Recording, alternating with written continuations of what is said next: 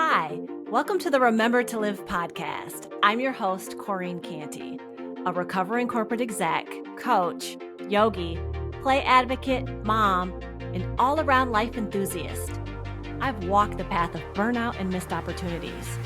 But here's the thing, I found my way back to living. And I want to take you on that journey too. Tune in weekly for life design tips, authentic stories, and inspiring conversations with those who've chosen to live without regrets. Let's ditch the shoulds and have-tos and remember to live now. So get cozy, grab your favorite warm drink, and let's embrace our big, full, no regrets lives together. Hello, my friends. Welcome back to the Remember to Live podcast. I'm your host, Corrine Canty. I am excited to share this conversation with you this week. We had Jenny Vazquez-Newsum on the podcast. She is a leadership facilitator, the author of Untapped Leadership, Harnessing the Power of Underrepresented Leaders. She is the founder of Untapped Leaders, a leadership development organization specializing in uncovering overlooked capacities and untapped talent. I've been to some of her community sessions and have met some amazing, inspiring people. Jenny has facilitated training for over 500 leaders across industries and across all stages of career paths. She also partners with organizations to deliver leadership training, sessions grounded in marginalized perspectives. And we had an awesome conversation today where we got real about leadership in life, and I can't wait to share it with you. So let's dive in. Hello, my friend. Hello. So good to be here with you. I'm so excited to have you on the podcast today. We've had so many great conversations about life and living, and especially the fact that usually what we do for a living is what impacts our living the most, what keeps us from living, what can make it a good life or kind of miserable.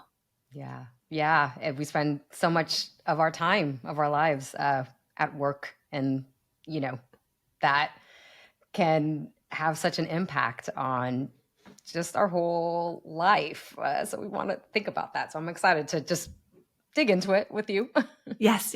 And so now that we're here, I want to take a moment first to just get us present, be in this moment together, be in this lived experience together. So let's just take one deep breath, let everything else go, come in this moment together, be here with each other right now. And as always, I have my warm drink. I have my self-love mug today because I needed a little self-love. I love that. And today I'm drinking some mud water, which has kind of been my thing lately. Oh, does that provide energy? It does, actually. It does. Without the jitters. I realize as I get older, I'm starting to get a little jittery. In my 20s, I could drink coffee at like 9 o'clock at night and go to bed. And now I drink a cup and I'm like, wait a minute, something's different. That's hilarious. Well, I'm Cuban, and so I like coffee's in our blood. So I can still do the 9 p.m. coffee drink and go straight to bed. So my drink is a latte that I get every morning in the office that I come into. And I actually like the process of like going to the same coffee shop, just kind of saying hello to the folks that are there. So it's not even about the coffee sometimes. It's just, saying good morning to a good community. Yeah, in small micro ways. And so that's that's what I'm enjoying. Awesome. Connection is so important. Yeah. So, and you speak a little bit about your background, about being Cuban. I do love Cuban coffee, I will say. I do love it. It is strong, I do love it. But I would like to have you share a little bit about your journey and what you do to introduce some of your work to my guests, and what made you choose to fully embrace this life and this work that you're doing right now. Yeah, I will try to keep it brief, but it really is, one of those experiences that begin from childhood, to be honest, and really navigating education as, a young woman of color. I grew up in San Diego County, and oftentimes was one of the only ones in my class that looked like me when I was kind of pursuing, AP, advanced placement, and the honors classes and whatnot. And so very young, I felt a little muted and a little just afraid to engage. And that followed me through my educational journey. I love education, so that is where my background is in.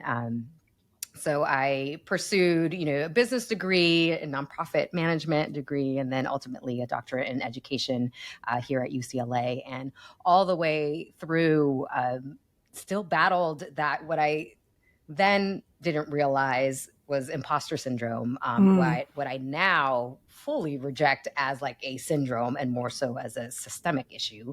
Yes. But really, it just informed my trajectory quite a bit. And so professionally, I did a lot of work in the nonprofit sector. I worked at educational nonprofits. I ultimately, most recently, was working at a civic leadership institute, doing leadership development programs for leaders from across their career stages, early leaders in high school to seasoned professionals in big Fortune 500 companies. But still, that experience of feeling a little bit like the other, and really kind of thinking about that in the space of leadership, was there present with me, and that was kind of informing how I could engage with work and with life. And so, ultimately, to just kind of wrap this story up, 2020 was very much a core shaking year for me, as it was for I think a lot of us. Yes.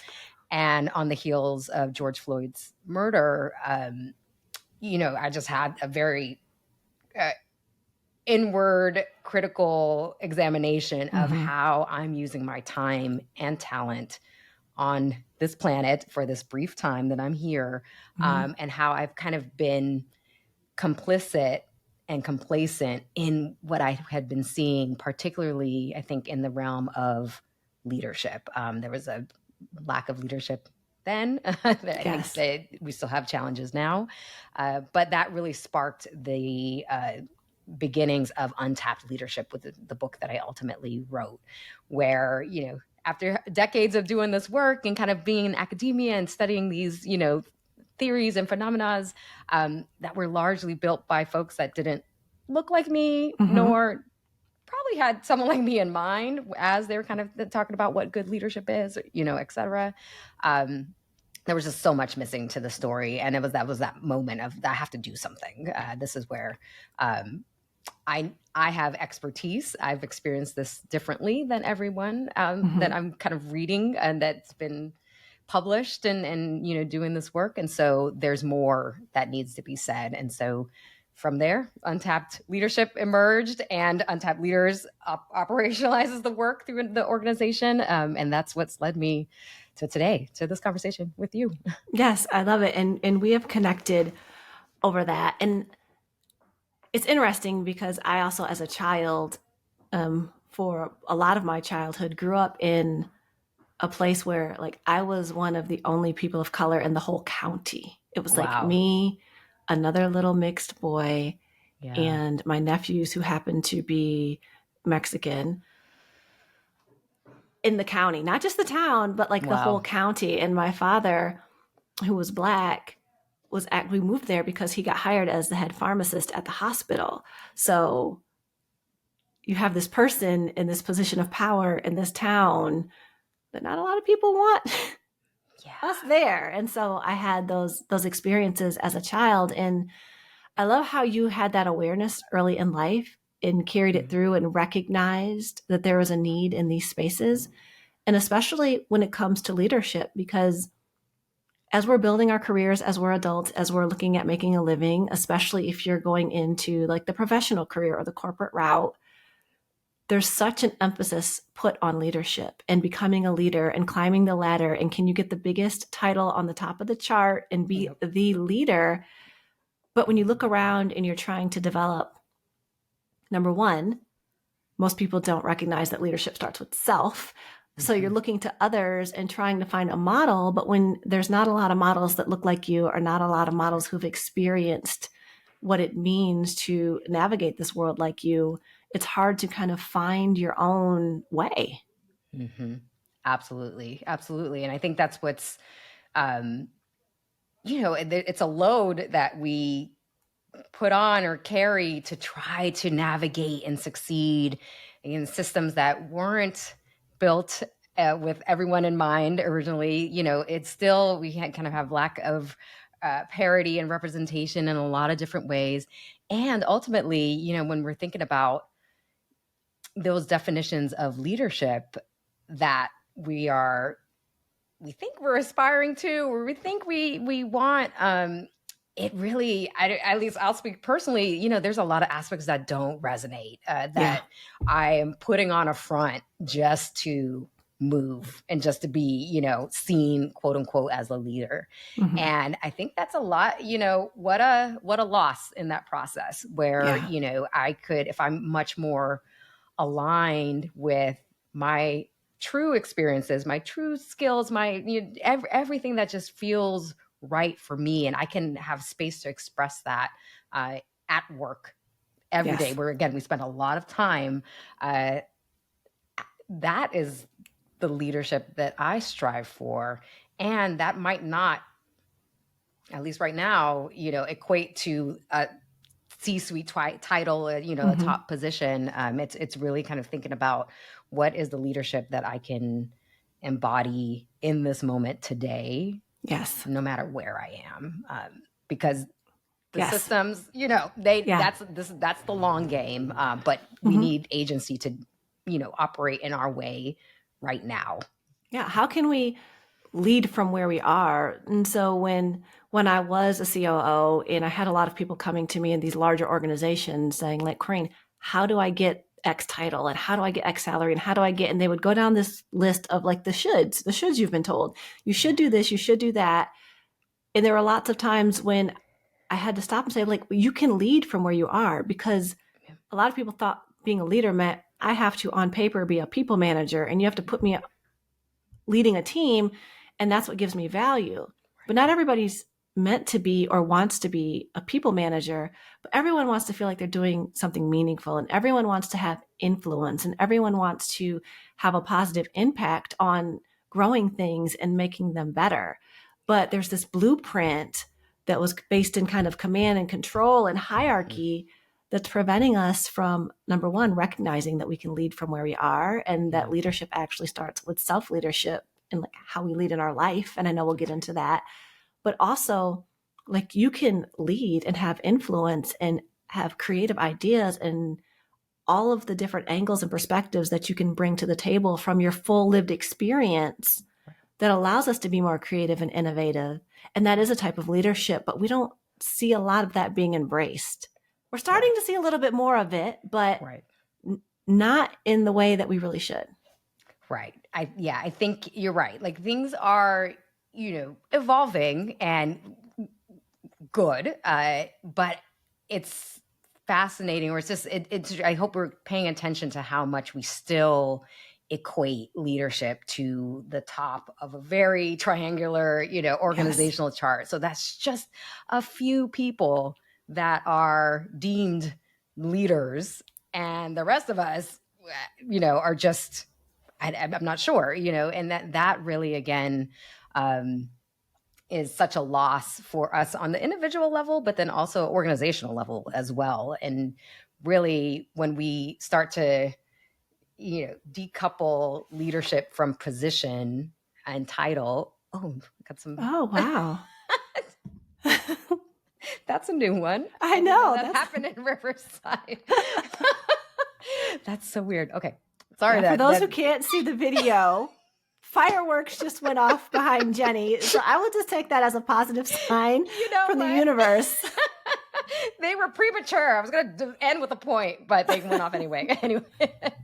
But so I think when we start to decouple leadership with position, title, even years of experience, all these things that, again, give preference to those who have had access to these, spaces and places for, centuries, then we can now start to define leadership a little bit more as a choice, as an action, as a moment to listen inwardly most. And in those moments, we can actually exercise leadership, actually do the stuff that like matters. Ultimately, that's Yeah. at least that's my hypothesis. So that's really where change and meaning happen. As you're working with organizations and individuals, because I know you do a lot of work like helping organizations tap into untapped leaders and increase the diversity in leadership and understanding how to lead differently. For someone who's in their life thinking, well, I've been told that this is what a leader looks like, and they're embodying these qualities that they think they should, as opposed to tapping into the innate leader that they are. Where would you have them start when they're doing the self work to really go on their leadership journey? Yes, it's, I think one piece of the challenge of this is there will never be kind of a one size fits all approach to leadership work. And I think that diverges from what we've seen in publications and like, do these things and you are a leader. And I, reject that in a certain way of really thinking about, on an individual level, we need to, and this is how I work with individuals and organizations, we really need to be grounded in context, in understanding our contexts in order to be best equipped to lead. So context really being first understanding self, understanding our style preferences, really kind of some of the tangible aspects of like how we work and what we, how we communicate, how we like to make decisions, all those elements are important. That's helpful. But then also understanding how our lived experiences inform how we're making decisions, how they might be informing how we prefer to communicate, our familial, exchanges, our upbringings, our cultures. They have a role. They inform us as who we are, as we both kind of just talked about, like our origins give us a lens of how we're kind of experiencing life. And so that therefore informs our work as well. And so that is really, I think, a piece for, that self-leadership work is understanding the sources of you and how those emerge in the workplace, how they may, contribute to successes, how they might inhibit, kind of the trajectories, like really kind of thinking about that.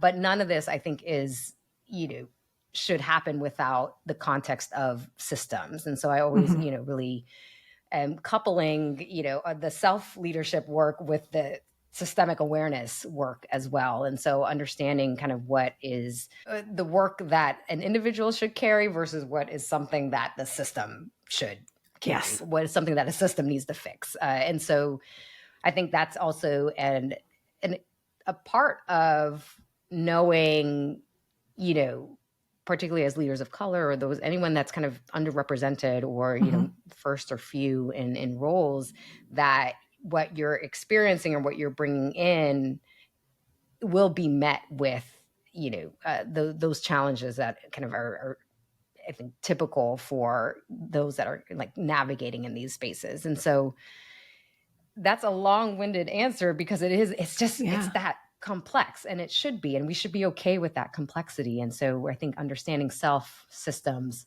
our paths to then inform what we want to do or want to see in the future, how do we crystallize that, is the leadership exercise that we want to do.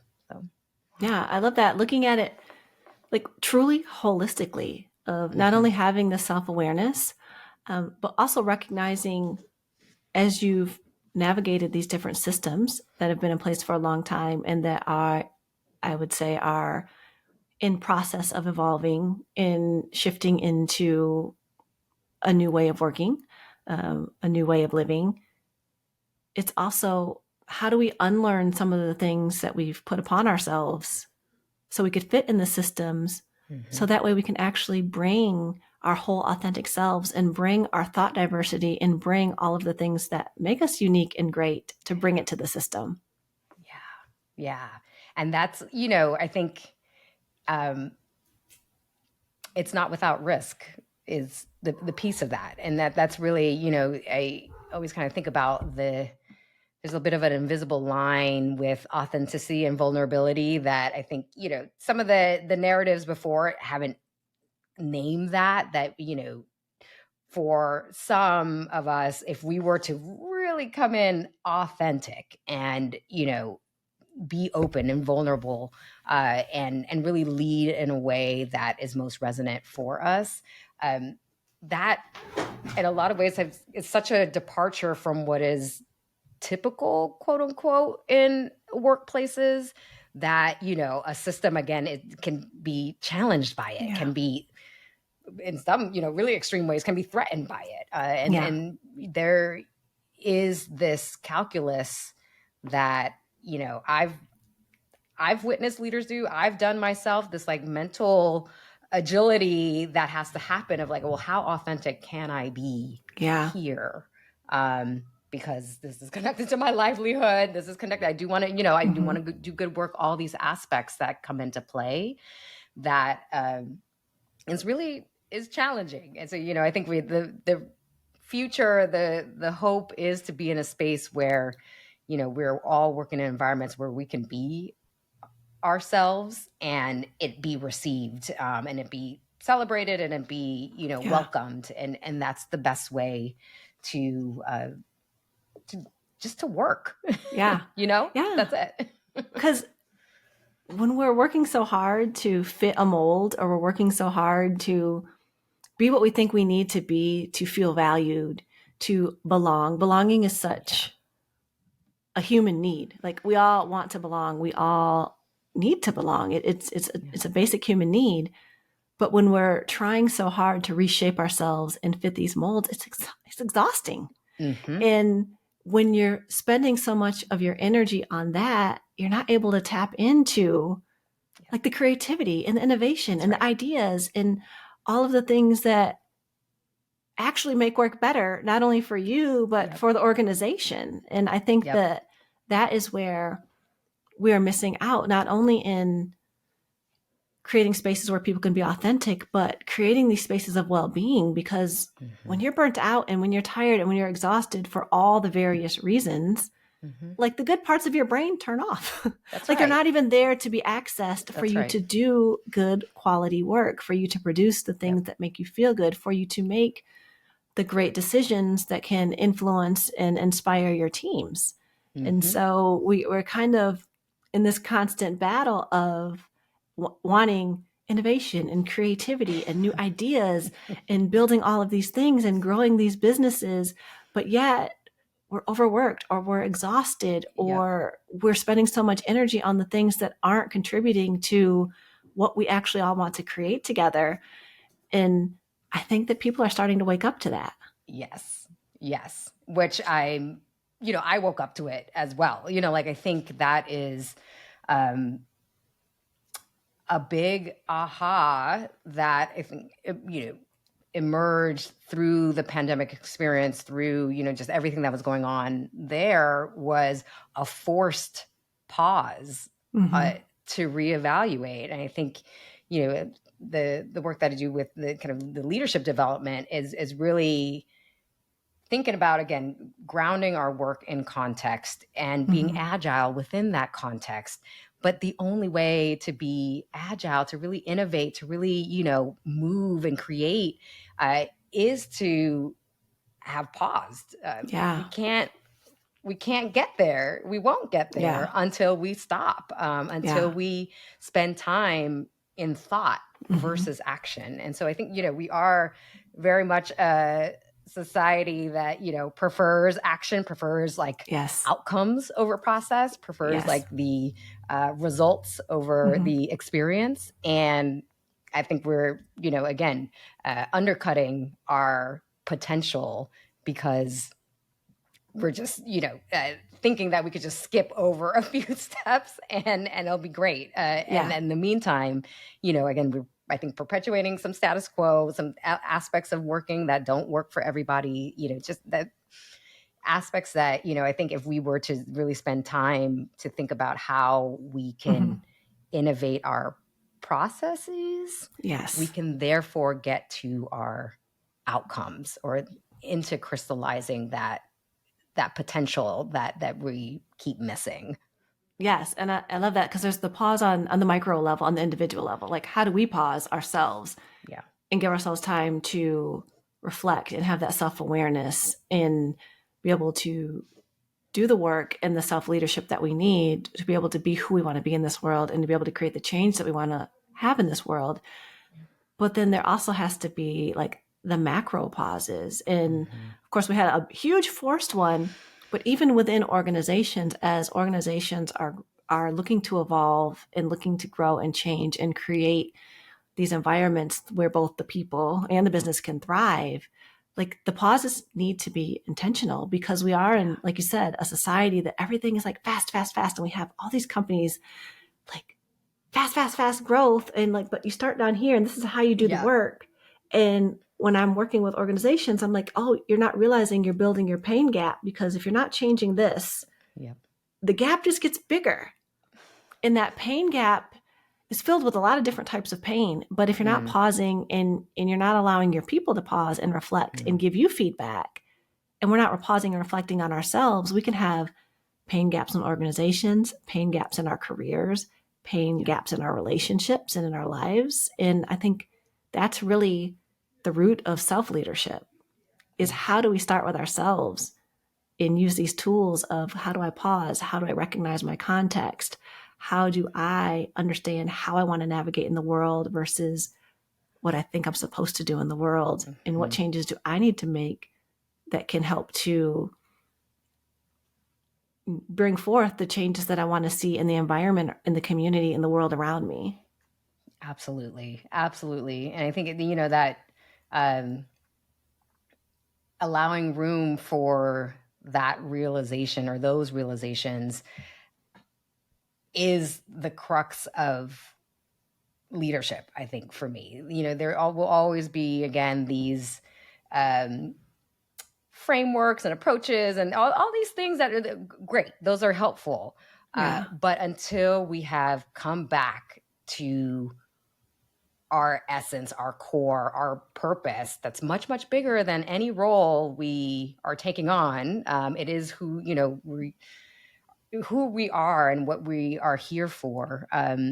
Then, I think we'll just kind of keep hitting walls, or there might be just, a undercurrent of like malaise to our lives. Like, just, it's fine, but something's off, or, I want something more. I don't know. It's just, I feel like there's, that potential for the quiet quitting internally. Yes. That might not be, like kind of big externally, but you've kind of subdued your purpose or your potential just to keep going. And I think that pause is the only way to kind of interrupt that, and then have that form the frameworks you pull on for your leadership. And the thing, like just have that be secondary.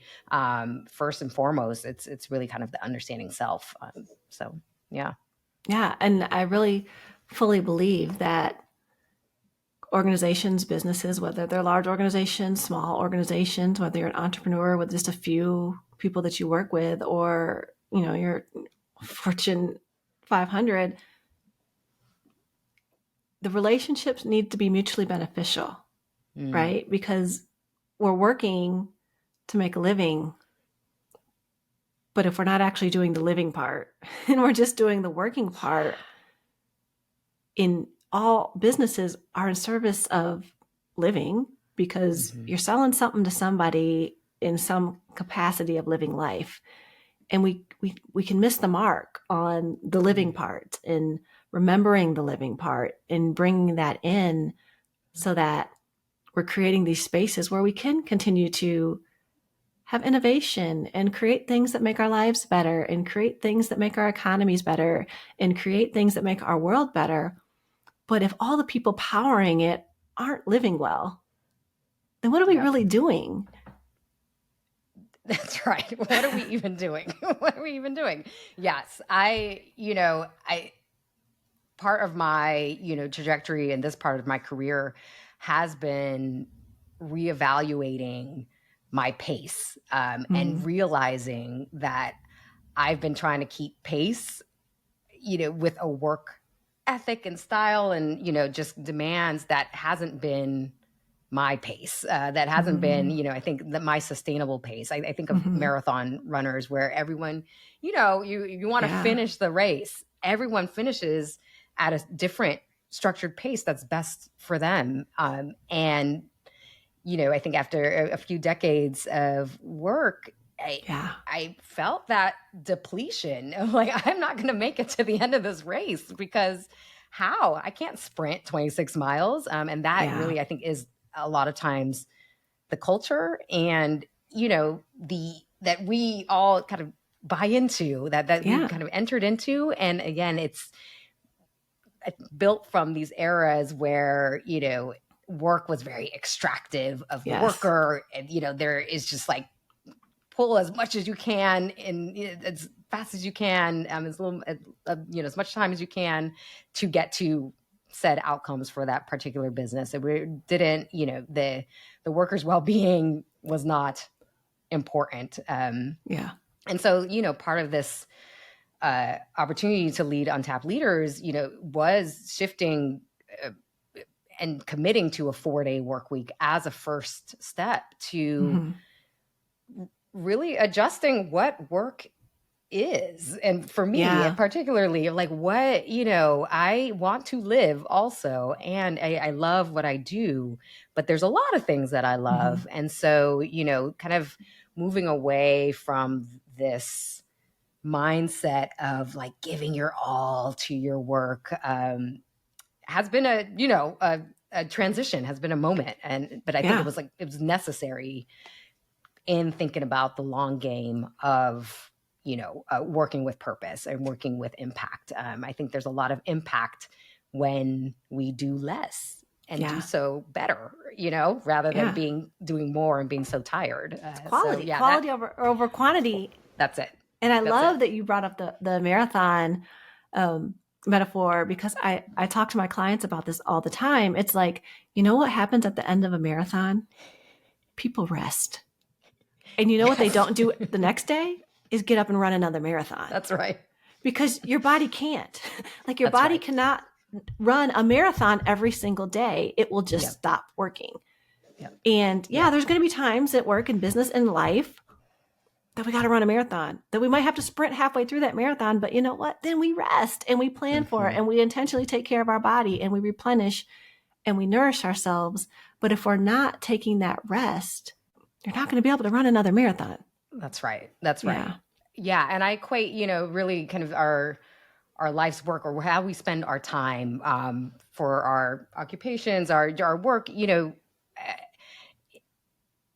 if we don't rest our brains, our spirits, our emotion, like everything, if we don't rest everything, then, we will succumb to it in some way, shape, or form. Like that's where, of course, burnout emerges and all the really, not great stuff that happens when we just ignore the need to rest.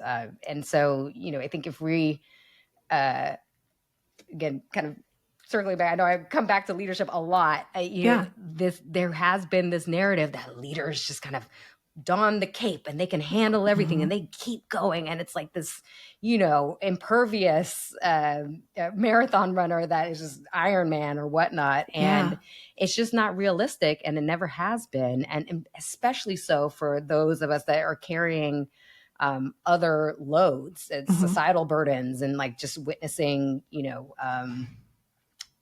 violence against our communities or caregiving duties that were kind of in the sandwich generation, or all these aspects that make it even heavier to don this cape of leadership. I just don't buy it anymore. I don't think that's what is most effective. And I think the leadership moment is identifying, taking that pause, identifying where, I'm, carrying a persona of, being impervious that is actually to my detriment, and therefore to the detriment of others around.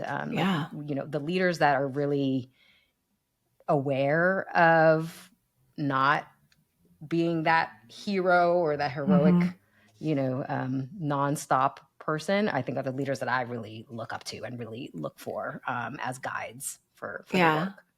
I resonate with that so much because you do kind of fall into that. And sometimes it's because that's what we've been told leadership looks like. And sometimes it's because you just really care about your teams. And so at the height of leading large teams in my corporate career, knowing everything I know about well-being, knowing everything I know about needing to rest, knowing everything that I was coaching and teaching everyone else, I still felt like I had to be there for everyone.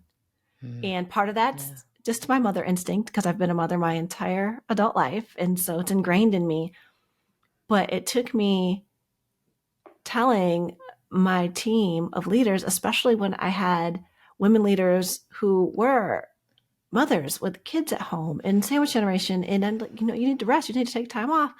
And they weren't doing it. And then I realized, because I'm not doing it. Yep. So I might be telling them to do it, but unless I lead by example and actually give them permission, because my actions are backing my words. And that's what we see a lot, is we see all these like benefits on paper, or we see all of these leaders who mean well and really want well for their people, but they don't do it, and they don't give themselves the rest, and they don't lead by example. And it's like what I say, I've learned as a mom, like, I can say what I want to my kids, but they're going to pay attention to what I do. They're going to call me out. But like, Mom, you didn't go to bed. And it's that's like, right.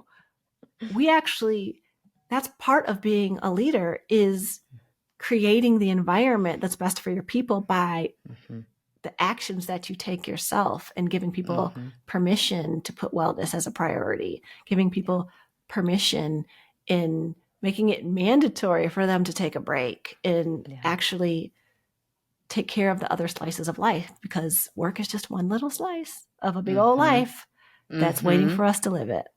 Yeah, absolutely. And thank you for sharing that example, because that resonates, quite a bit. It's like, unless you see it, you can't feel like you can do it. So that's such a leadership moment in itself.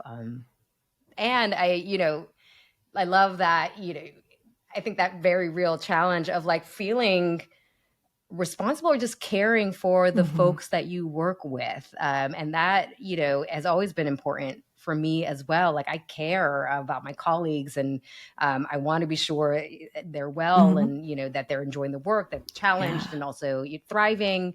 And so I think in leadership, you kind of take that on a little bit of that emotional labor as well. And making that tough decision to say, well, okay, well, if I relinquish some of that commitment to feeling responsible for your team and actually be responsible for myself, I actually am doing them. That's the best support for them. And I think we often kind of can forget that. And that's definitely happened for me in the past, of like, realizing, if I log off at 5 and no one can reach me, that means no one can log off. Everyone can log off, and that's such a value now. It's kind of ingrained in how we do work. And so, and also like the second part of that from a leadership perspective is, if you're constantly available and constantly jumping in and fixing things and doing things, you are robbing your people of their own learning. You're robbing them of developing their own way of making things work. And also, you're not showing them that you trust them. Yeah, absolutely. It's I think everyone deserves to have agency in their work. Everyone deserves to have space to decide, to use the best judgment, to bring in their expertise, no matter what level, really kind of lean into what they can offer with the support of a leader, of the hierarchical supervisor, like whoever that is. We're colleagues. We're not, I've never liked, the phrases of like subordinates or even like my anything. These are like my partners, my colleagues, and really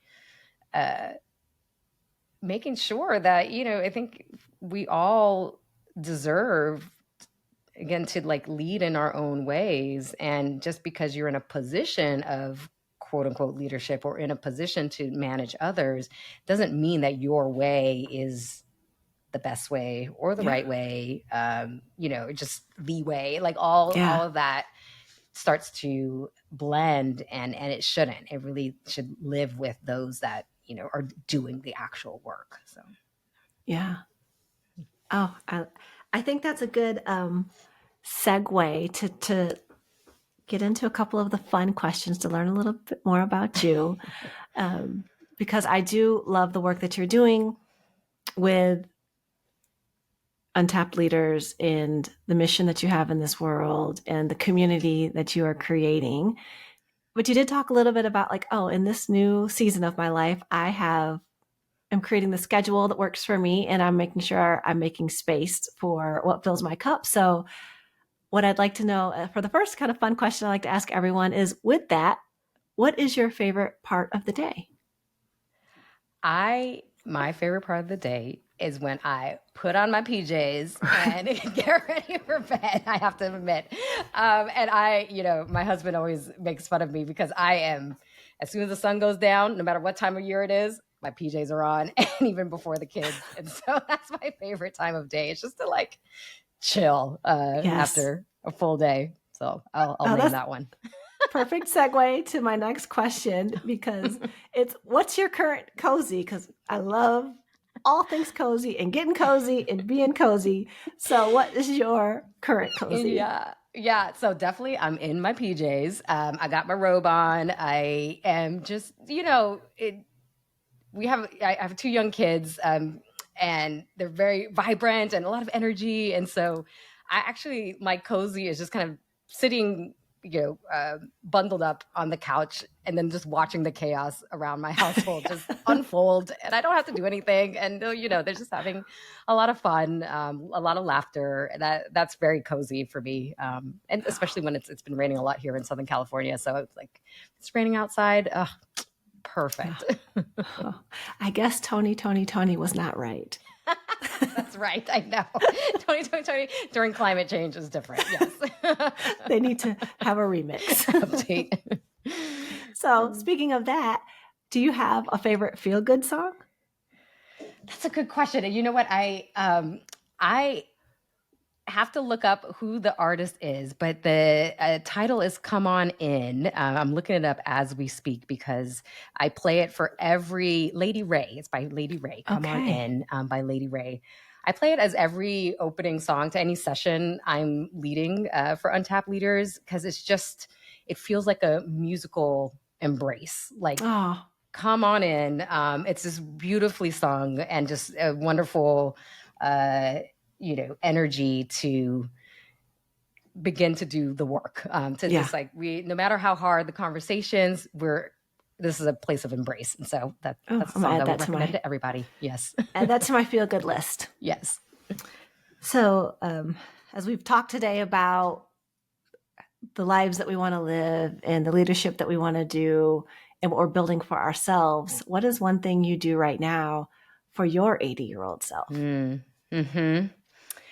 I will exercise for my 80-year-old self. And I joined a wonderful local group in the park that is intergenerational, that, are folks that are, moving up towards that age. And we, with our trainer, will do exercises that I think really help with longevity and mobility and just, strength, knowing everyone's different capacities in different places. And so that's been my investment in my body for the long term. So that's what I would give my 80-year-old self.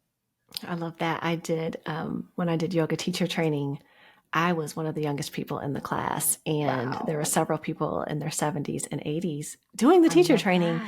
And that's when I really realized, like, you get to choose. You get to choose how you age based on the actions and the way that you design your life. So, and that you make investments early, Yes. that's the one piece of that. So Yes. yeah. And you got to make time for that. It means you got to get up from your desk and That's stop working right. a little bit to take care of That's yourself. right. Yes. So my final question, my friend, is what I think is one of the most important questions. And that is, how do you remember to live? I love that question. I've always been big on like the micro moments, and really particularly when, life is extra stressful or it's just a news cycle is just really a lot. Trying to come very small and notice, the bird chirping outside, or the tree as I walk by, or just the conversation with the coffee shop person. That's been my like most consistent reminder of living, of like, I'm alive. This is a beautiful world. It's a hard world, but it's worthwhile. It's worth investing into. And yeah, that I would say was my reminder. I love that. Showing up to the moment that you're in and finding the beauty in it. I love that's a beautiful practice. So my friend, how can people get in touch with you and learn more about the wonderful work that you're doing? Yes, thank you. So we're at www.untappedleaders.com for all of the resources and programs that we run through Untapped Leaders. Also on all socials at Untapped Leaders. And then personally, you can find me at Jenny Vazquez-Newsum, 2 Z's. And I make folks spell out the whole entire name because I used to, not be as proud of having a long name, but now I am. So you can find me on socials in that way. Yes. Own that. Oh, and the train's going by to put a stamp on. Yes. Now we need the fireworks now. I know, the fireworks, the train, the horn, everything. Own the beautiful name. All of the information will also be in the show notes. So I just want to thank you again for coming and having this important conversation with me. Thank you. Thank you for all that you do and all you offer the world. It really means a lot for me as well. Thank you. Thank you so much for listening to the Remember to Live podcast. I hope you learned some things, laughed a little, and above all else, were inspired to live more fully. If you enjoyed this episode, please like and subscribe wherever you listen to your favorite podcasts, and share with a few friends so we can all help each other remember to live.